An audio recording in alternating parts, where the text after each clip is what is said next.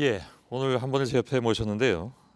몸은 바른미래당에 있지만 마음은 민주평화당에 가 있는. 그래서 어찌 보면 지방선거 패배 이후에 당의 미래를 놓고 혼돈속에 빠져 있는 야당의 두루 할 말이 많으실 법한 그런 분입니다.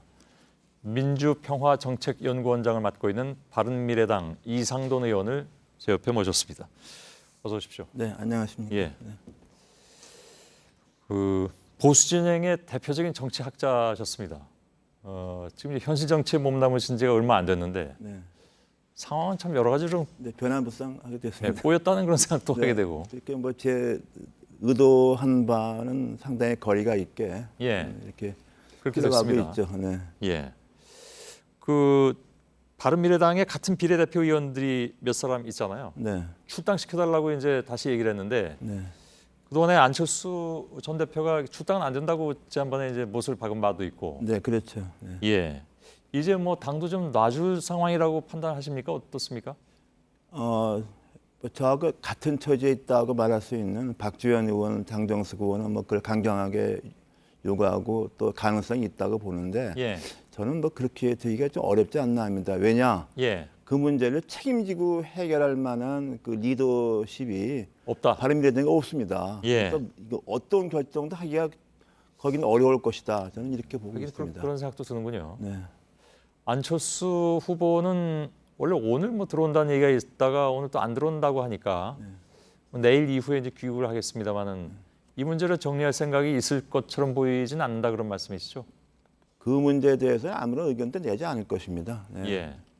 또 낸다 한들 지금 당에서 그 의견을 받아들일지 안 받아들일지도 잘 모르는 네, 상황이기도 하고. 그렇죠.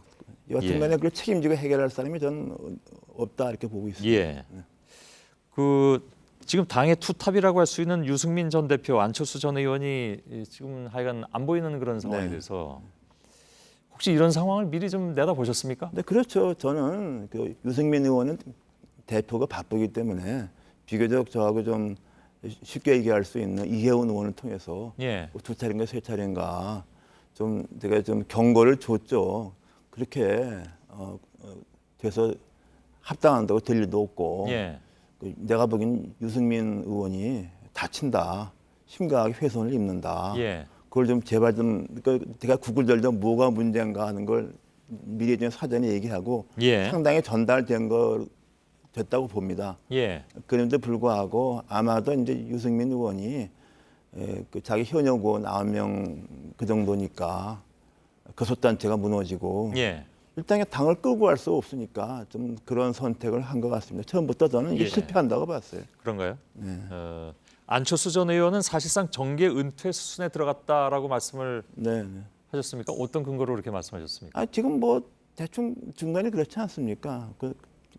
지금까지는 그래도 이제 안철수 대표 전 대표를 뭐 주변에서 돕거나 뭐 이렇게 또 그런 세력이 있었는데 이제 예. 뭐 그런 사람도 이제는 뭐 거의 없어졌다고 봐야죠. 네.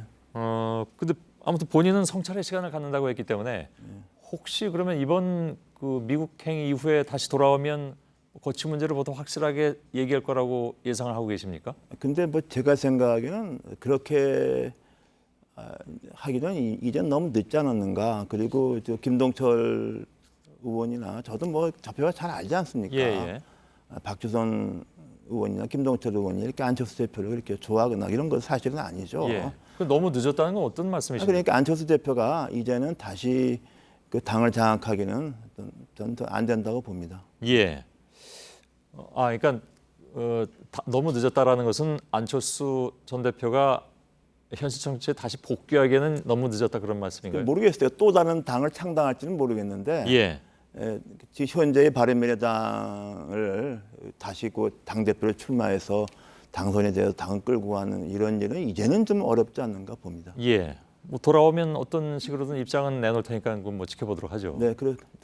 예, 유승민 대표는 전 대표는 사실상 당에 대한 생각을 접은 것 같다 또 이런 말씀을 하셨던데. 네, 그렇죠. 사실 뭐 개혁 보수 얘기를 쭉 하고 있고 예. 또 하지만 사실 유승민 전 대표가 말하자면 바른정당을 이끌었을 때 좀 개혁 보수당원 면에서 좀 구체적인 조치를 취한 경우는 그렇게 예.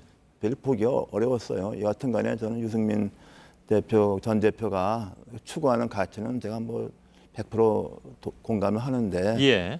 그 현재 바른미래당 남아있는 의원들하고서 들이 유승민 대표 그 철학에 그렇게 부응하지 않기 때문에 그럼 어떻게 할 것 같습니까? 뭐 일부에서는 뭐 자유한국당이 좀 쇄신책을 택하고 그러면 혹시 그쪽으로 합류하는 것이 아니냐 뭐 이런 얘기도 나오긴 그러니까 하는데. 이제 자유한국당의 그 상황하고서 좀 연동이 돼 있겠죠. 예. 그리고 현재 뭐 자유한국당에서는 외부 비대위원장을 뭐 영입해서 쇄신한다 그러는데 그런 건 제가 볼 때는 뭐 현실성은 좀 희박한 것 같고요.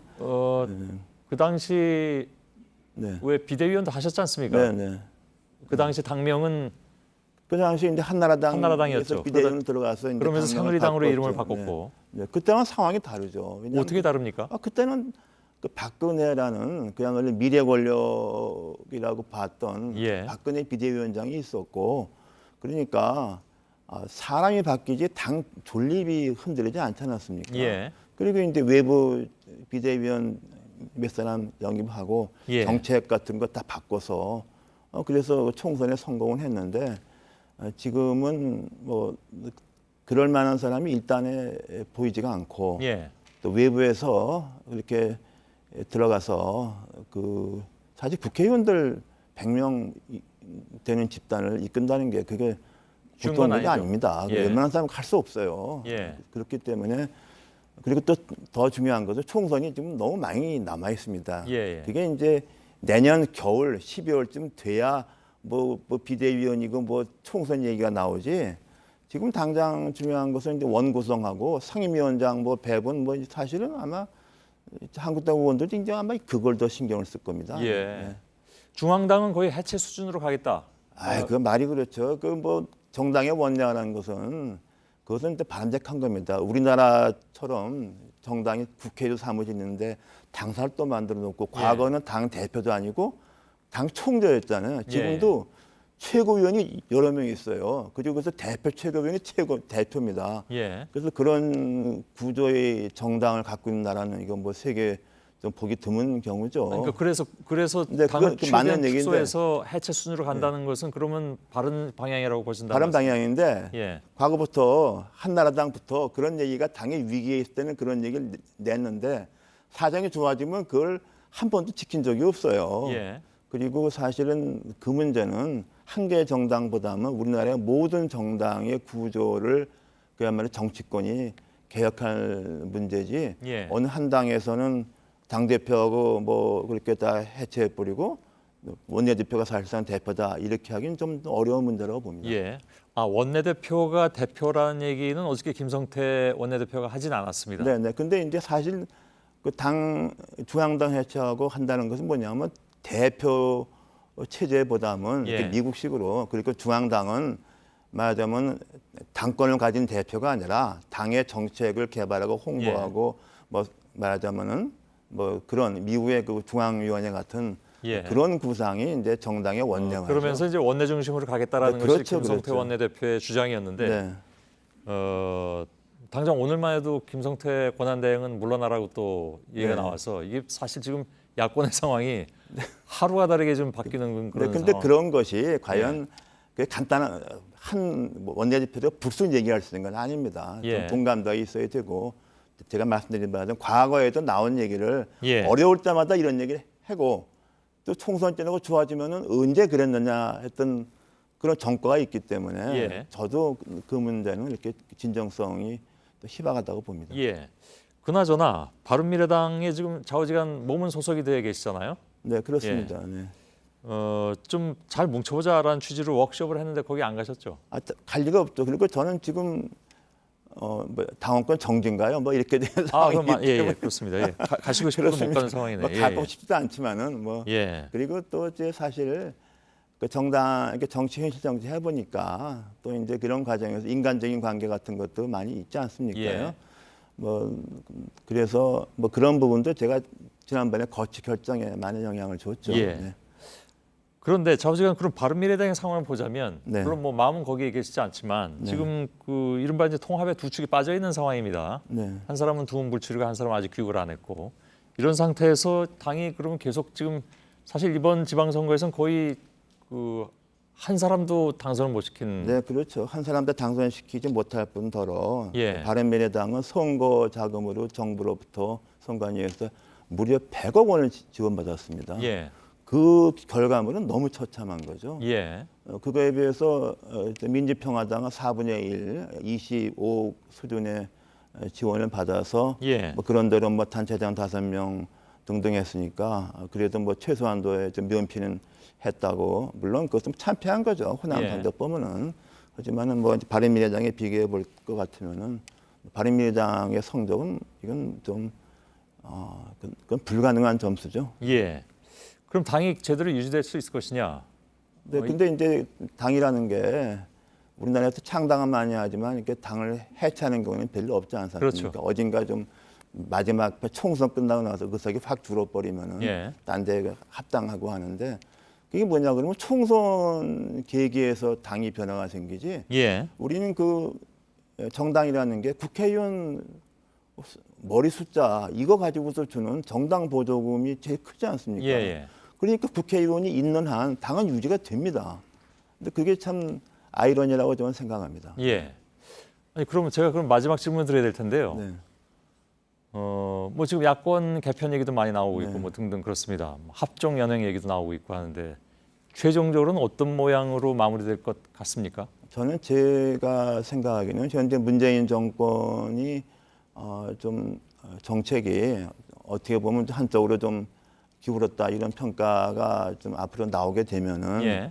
다음 총선에 가서는 결국 다음 총선에 야권은 어차피 말하자면 보수 쪽이 야권 되지 않겠습니까? 예. 그러니까 그리고 또 대통령제하고 소선구제가 있는 한 예. 그 3당이 지역 기반이는 3당이라는 게 이번에 바른미래당 보다시피 굉장히 어렵습니다. 예. 그러니까 결국에는 2020년 총선에 말하자면은 한국당 등등 범보수 진영이 어떻게 대응하느냐 예. 거기에 대해서 크게 좀 좌우될 거라고 봅니다. 당분간은 어떤 그 뚜렷한 모양이 안 잡힐 것 같다 네, 이런 저는 말씀이죠. 뭐 그렇게 이게 총선까지 가지기 전에는 큰 예. 변화가 결국 선거라는 하나의 계기로 그렇죠. 뭐 움직이기 전까지는 그럼 이런 상황이 상당 부분 좀 혼돈 상황에서 갈 혼돈 것이다. 상황으로 가고 총선이 돼야 좀 정리가 될 거라고 봅니다. 알겠습니다. 이상돈 의원과 잠깐 얘기 나눴습니다. 고맙습니다. 네, 감사합니다. 예.